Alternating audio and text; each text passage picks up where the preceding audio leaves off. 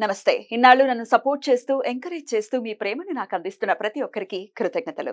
అలాగే ఈ వీడియో కూడా ఖచ్చితంగా మీకు ఉపయోగపడుతుంది. లైక్, షేర్ అండ్ సబ్స్క్రైబ్ చేసి మీ సపోర్ట్‌ని నాకు అందించండి. అలాగే ఈ వీడియో పట్ల మీకున్న అభిప్రాయాన్ని కామెంట్ సెక్షన్‌లో కామెంట్ చేసి తెలియజేయండి.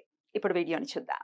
నమస్తే. Welcome to our channel. నేను పద్మిని. ప్రస్తుతంతో పాటు ప్రముఖ ఆధ్యాత్మికవేత్త, వాస్తు జ్యోతిష పండితులు, లలిత ఉపాసకులు, వాస్తు జ్యోతిష శిక్షణ నిపుణులు బ్రహ్మశ్రీ నానాజీ పట్నాయక్ గారు మనతో పాటు ఉన్నారు. మాట్లాడదాం. సార్ నమస్తే సార్. శ్రీమాత్రే నమః. పుత్రదా ఏకాదశి వస్తోంది.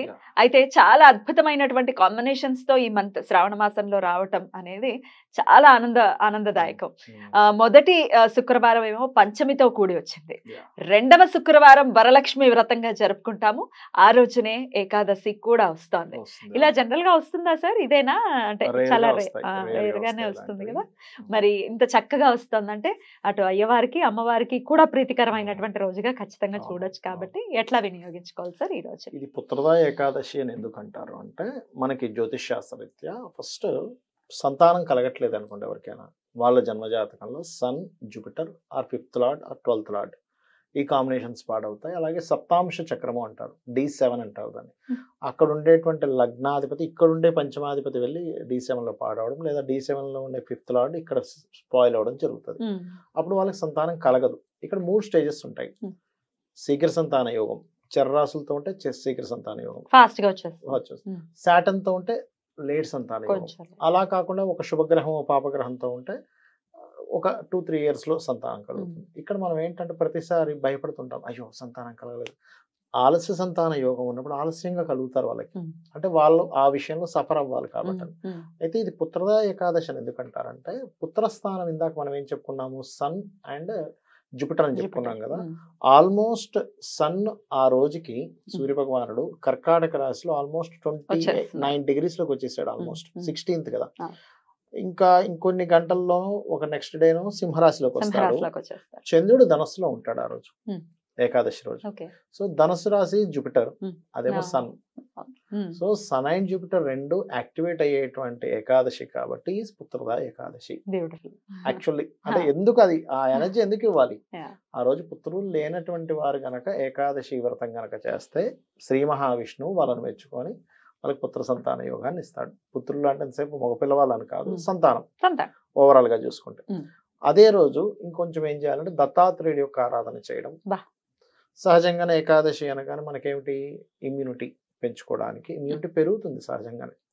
మీరు ఇప్పుడు ఇవాళ రేపు కొత్తగా న్యూట్రిషన్స్ చెప్తున్నారు, 20 hours ఫాస్టింగ్ ఉండండి, 18 hours ఫాస్టింగ్ ఉండండి అని ఇప్పుడు చెప్తున్నారు. మన వాళ్ళు ఎప్పుడో చెప్పారు, బాబు నువ్వు 24 hours కనుక కంటిన్యూ ఫాస్టింగ్ లో నీ బాడీ ఉంటే, అది కూడా ఎప్పుడు ఉండాలి, ఏకాదశి రోజు కనుక ఉంటే, ఇమ్యూనిటీ హౌస్ అనేటువంటిది ఏదో సూర్య చంద్రుల ద్వారా ఇమ్యూనిటీ పెరిగే తత్వం విశ్వంలో మనకి నేచర్ లో అది క్రియేట్ అవుతుంది. దెన్ ఆటోమేటిక్ గా నేచర్ వేరు నువ్వు వేరు కాదు కాబట్టి నీలో కూడా ఆ యొక్క మార్పు వస్తుంది. దానివల్ల నీ గట్ హెల్త్ కానివ్వండి, నీ యొక్క సెల్ లెవెల్లో బాగుపడడం కానివ్వండి, ఇవన్నీ కూడా జరుగుతాయి.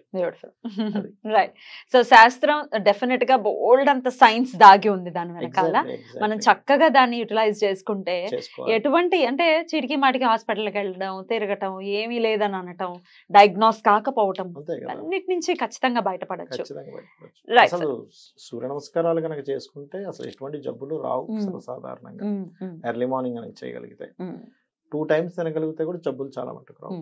2 times తినాలి, ఓన్లీ 2 times. నైట్ మహా ఆకలేస్తే ఒక పండు, ఒక ఫ్రూట్ బెస్ట్.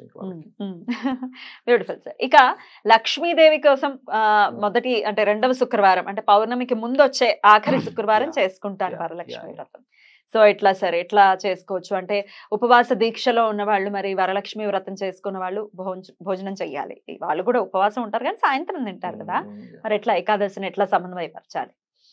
ఏకాదశి చేసుకునే వాళ్ళు ఏకాదశి చేసుకుంటూ లక్ష్మీ అమ్మవారిది కూడా కలిపి చేసుకోవచ్చు, అందులో ఎటువంటి ఇది లేదు. కాకపోతే ఇక్కడ చాలా మంది ఏమనుకుంటారంటే, ఆ రోజు మనం తినకూడదు అనుకున్నాం కదా అని అమ్మవారికి పెట్టిన ప్రసాదం కూడా తినరు. కానీ తప్పు. అమ్మవారికి పెట్టిన ప్రసాదాన్ని స్వీకరించవచ్చు. ఎందుకంటే ఆ రోజు మార్నింగ్ 9:15 వరకు ఏకాదశి ఉంది, దాని తర్వాత ద్వాదశి తిథి ఉంది. సో ప్రసాదం కొద్దిగా తీసుకోవచ్చు మీరు, ఆ రోజు ఏకాదశి ఉంటున్నాను అనుకున్నా కూడా దానిలో ఎటువంటి ఇబ్బంది లేదు. అయితే ఇక్కడ ఈ శుక్రవారం వచ్చినటువంటి లక్ష్మీదేవి ప్లస్ ఏకాదశి కాబట్టి మనం విష్ణువుని ఎలాగో ప్రార్థిస్తాం, ఇంకా ఇద్దరు మన ఇంటికి వస్తారు ఉన్నారు అనేటువంటి కంప్లీట్ ఫీల్ తో మనం ఉండొచ్చు. ఇంకొకటి లక్ష్మి అంటే గుర్తింపు, మనం చాలాసార్లు చెప్పుకున్నాం. ఇది లక్ష్మీదేవి అంటే గుర్తింపు అనే భావన ఒకటి. నువ్వు ఎంతవరకు గుర్తిస్తున్నావు చుట్టూ ఉన్నటువంటి నీ యొక్క సరౌండింగ్స్ ని కానీ ప్రతిదాన్ని ఎంతవరకు నువ్వు గుర్తిస్తున్నావు ఇస్ మోస్ట్ ఇంపార్టెంట్. లక్ష్మీ అనుగ్రహం నీకు కావాలి అంటే అది ఉంటే గానీ నీకు లక్ష్మీ అనుగ్రహం కలగదు.